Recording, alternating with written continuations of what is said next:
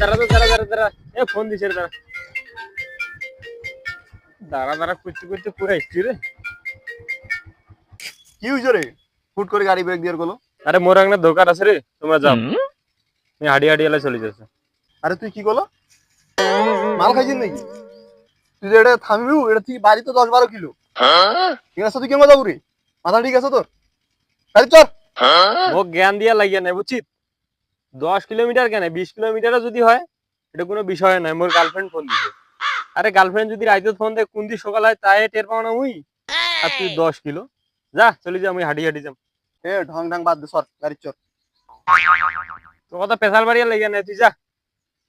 বুঝিস কিন্তু কে দিবি? হ্যাঁ হ্যাঁ যা। বাড়ি 10 কিলো, ঢং ঢং সোদাছিস। ওরা যদি ফোন দেয় তোর এই গাড়ি আর আসিয়ার নয়, আপনি তাল বাবু। যা যা যা চলে যা।